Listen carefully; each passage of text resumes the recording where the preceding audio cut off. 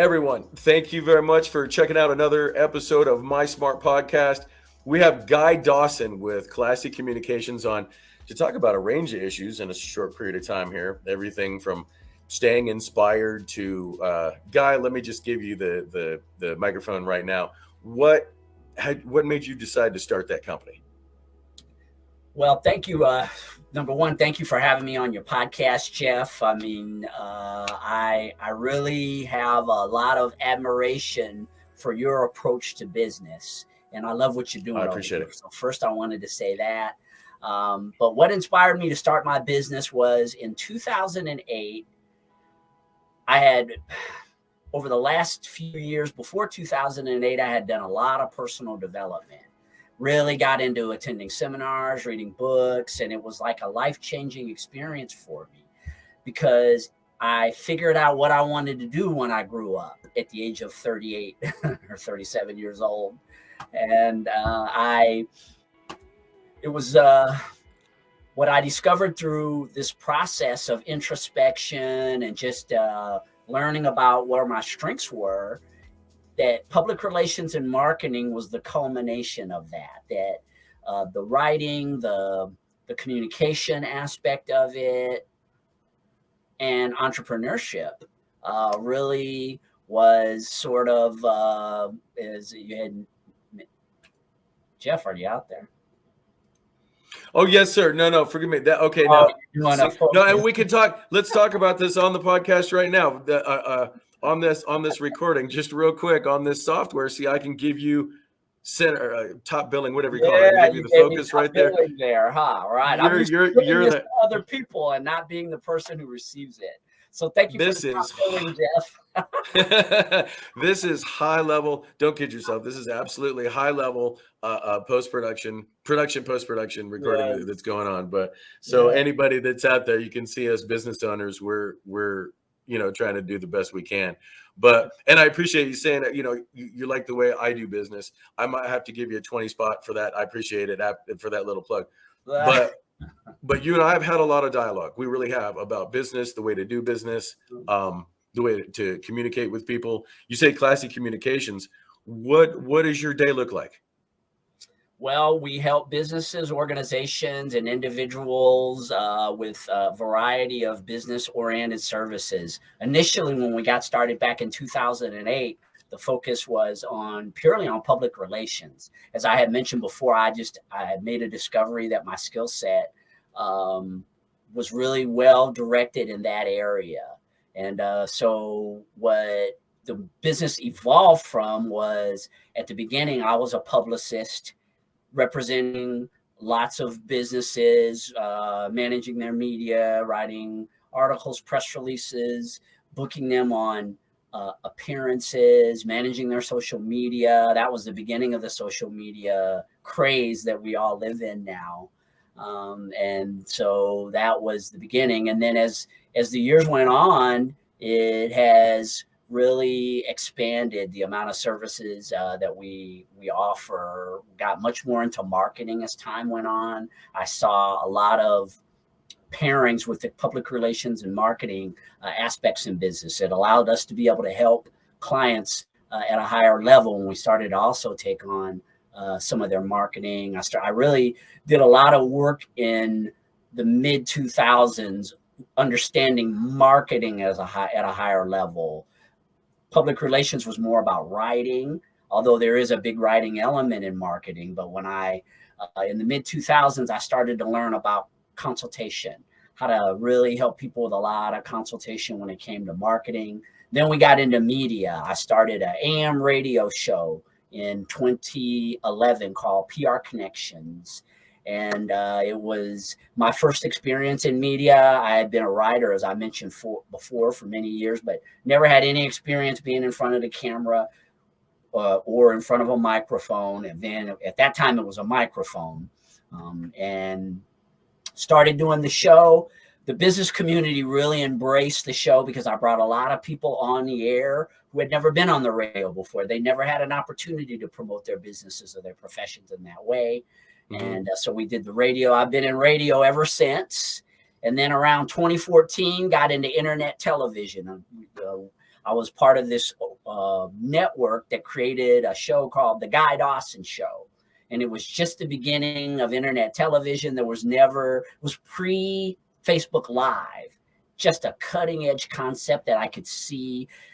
The man, Gene Woods, that created this was such a visionary because he could see where streaming was going before it actually happened. And so I did some internet TV for a couple of years. And at this point, Jeff, public relations, marketing, and media, of course, is big at the core of our business. But we also have gotten involved in a lot of providing of business services. So with the team that I have now, we do things like helping you design business strategies. We're getting into a lot of business services. I just love to be a partner for people with the entrepreneurial spirit, the ones that really want to get out here and make it happen, like you, the risk takers. I want to do everything I can to help them be more successful. And over the 15 years that we've had a company, it really has evolved much further than I ever could have imagined that it would. I'm really grateful. What vision do you have for the future? Yeah, we're very tech-based compared to, you say it was a microphone back in the day. Now we're microphone, video, all kinds of short reels and everything in between, right? So where do you see the future of the most effective marketing for, I want to say all business, but let me ask this specifically. For small business, maybe startups or otherwise, but small business, what is the most effective marketing campaign, marketing genre, I should say?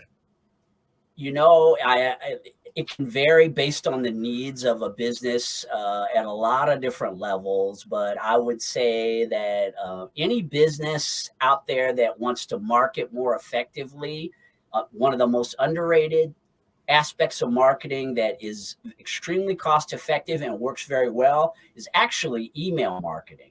So I know we have all this cutting edge technology that's out there.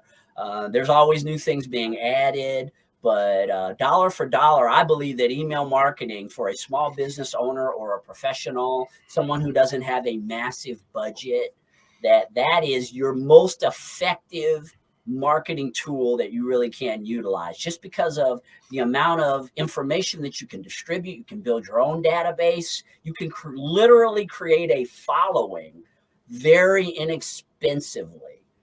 So I wish I could give you one of these answers about, and I love AI, and I mean, there's so many great platforms for technology out there. Of course, the video is extremely popular, social media, those things aren't going to go away. But just in my opinion, in terms of you being able to reach directly out to the people who are most likely to make a purchase from you, if you're a small business owner that doesn't have a tremendous amount of money to spend on your marketing, if you would just do email marketing consistently, you would see unbelievable growth in your business. I personally, or within our business, we have made tens of thousands of dollars as a direct result of email marketing.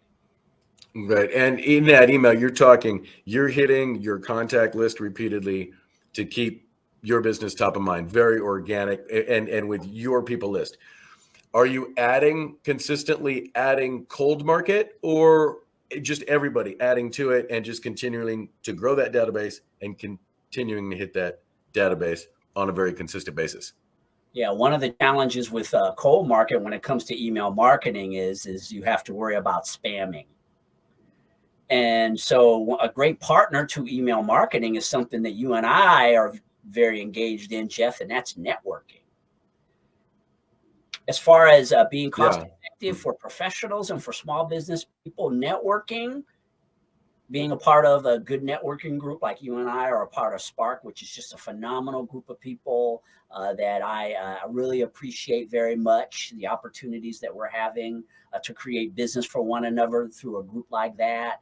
And then being a vendor, this is another very relatively inexpensive way to reach a lot of people and build your database, as you had mentioned, Jeff, without having to worry about spamming laws. And that is by setting up a booth at a vendor event.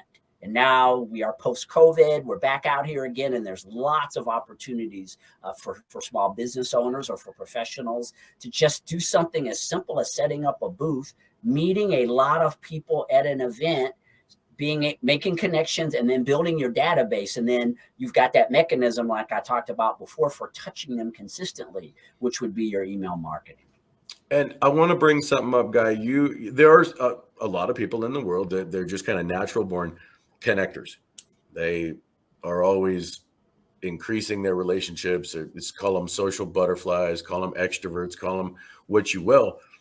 You do more than just work in a single profession. You've got an awful lot of volunteer work that you do, and you've created the Cause Marketing Chamber. Now, in line with that, talk a little bit about how that ties in with business and having a booth. There is an expo coming up in September 14th. Do you want to talk a little bit about that right now? I do, Jeff. Yes, as you had mentioned, Jeff and I have got a very powerful endeavor that we're working on together. As you had mentioned, I'm the executive director and founder of the Cause Marketing Chamber of Commerce. It's a nonprofit organization that brings businesses and nonprofit organizations together to create synergistic relationships that benefit the community. And that was kind of born out of the work that I've done with clients ever since I got in business back in 2008. And actually, Jeff, as we all know, that was a challenging time in business. I know you were in business at that time, and anyone else that was. A frog on a lily pad. And you said 2008? Really difficult time in business. And for me, being a new guy in the PR world, not a lot of people knew who I was. Here in Vegas, I didn't go to school here, didn't have a lot of connections. And I got my business started during that time. Because people weren't spending a lot of money on public relations and marketing, I just started reaching out to nonprofit organizations to ask them if I could represent them. And one of the things that I had learned was one of the greatest things that a business can do is align itself with a nonprofit that it believes in. And I was doing a lot of pro bono work for nonprofit organizations here in town. One of my first clients was called Nevada Parents Encouraging Parents. It's a nonprofit organization that is a support group for families that have a child with mental disabilities. I started helping them out, writing press releases, articles, booking them for radio and television appearances and things like that. Well, in 2015, an intern who worked with our company, her name is Cheryl Green, approached me with a concept of creating an event that would be business and nonprofit oriented.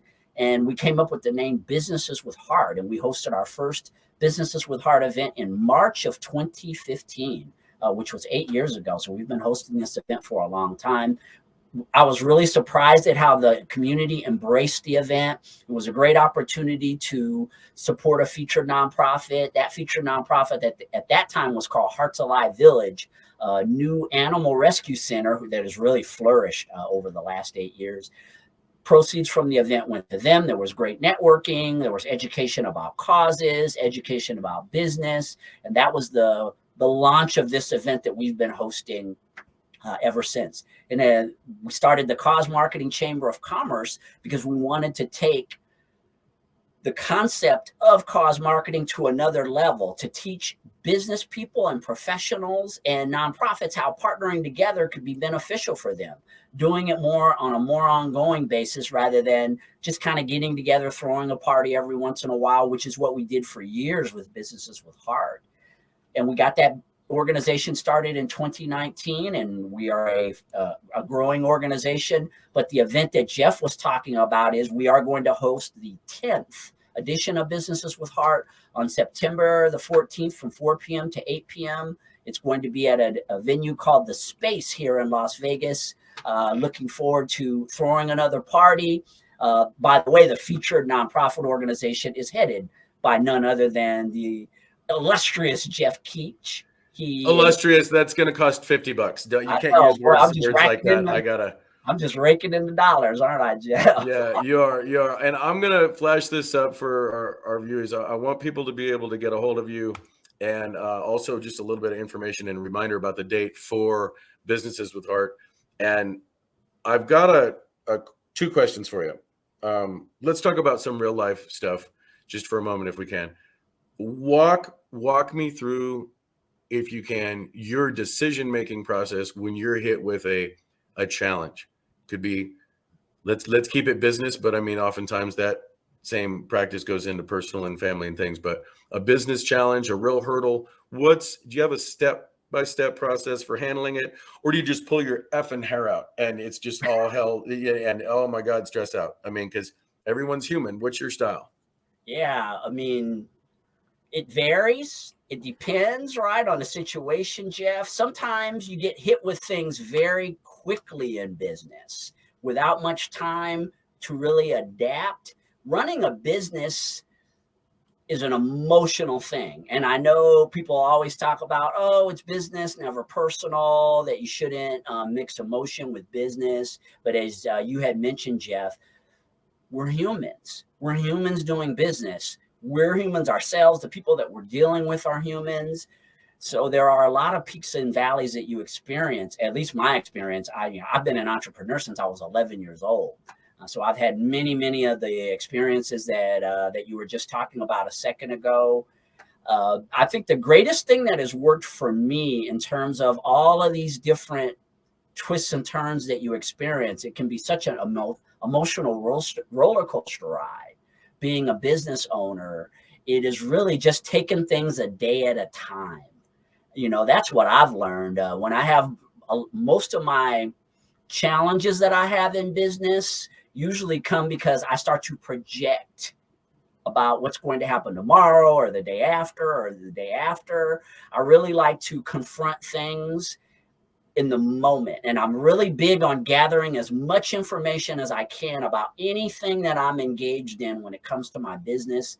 I like to know the score. I like to intimately know the score of everything that's going on within that situation, even if I don't like the score. A lot of times, I'm sure, Jeff, you've had this experience. I don't like the situation that I'm involved in.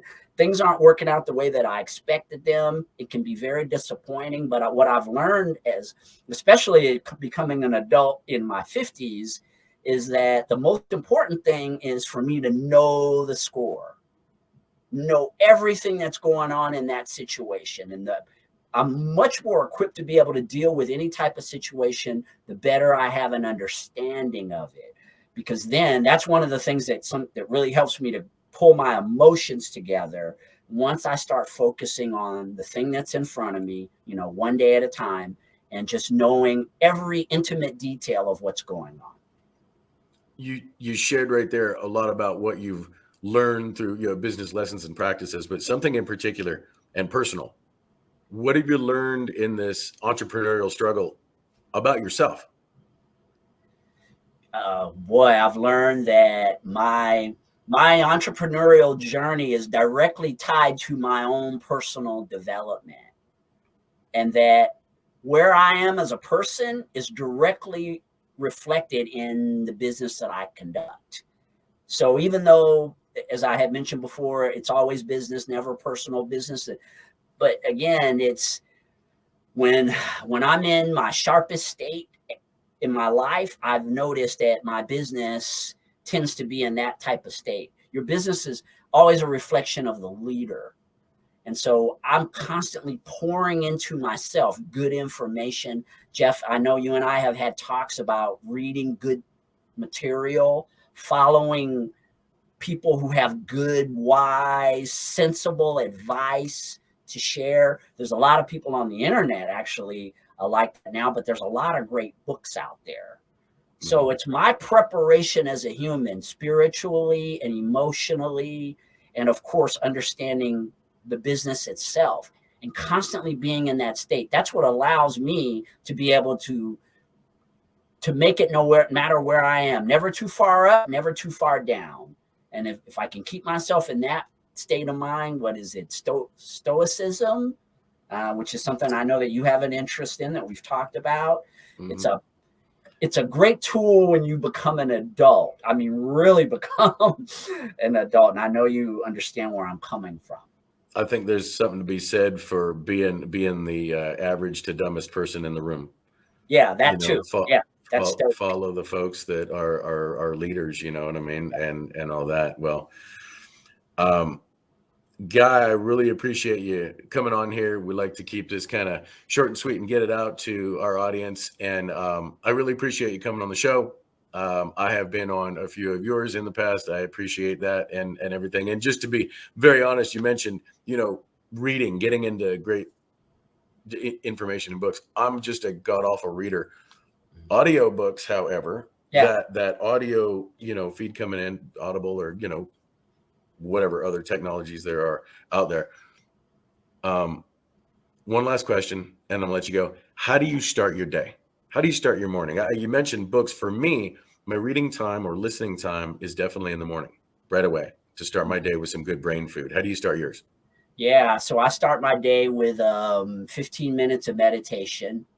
And that's something I've been practicing for many, many years, just getting myself in the right frame of mind early in the day.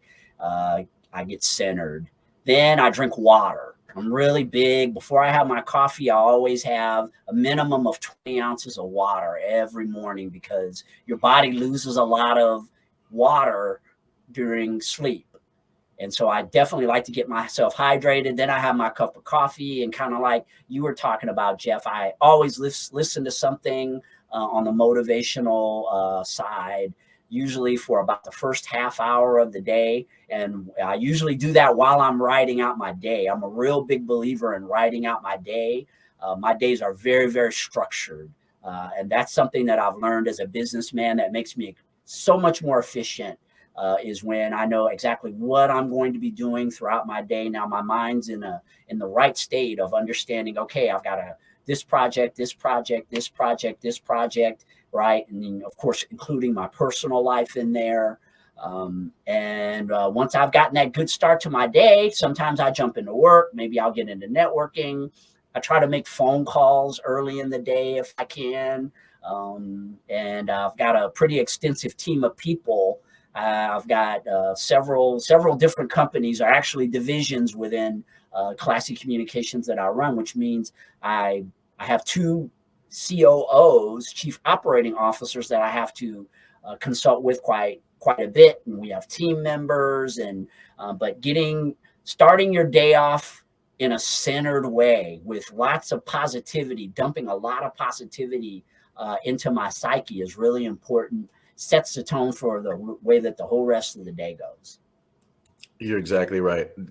Undeniable. I'm going to pop this back up here so our viewers can grab a hold of this. And Guy, let's go ahead and end this and get back to work and go be productive. I really appreciate you coming on, man. Yeah, you're the best, Jeff. Looking forward to doing some wonderful you things. Are racking up this money. I can't believe it. Room Redux, go team, go. We're gonna make a lot of money. Come out to Businesses with a Heart. September 14th. We'll see you there. All right, Guy. Thank you much, sir. And I'll talk to you very soon. I appreciate it. Thank you. See you guys. Thanks for taking another look at My Smart Podcast. Take care.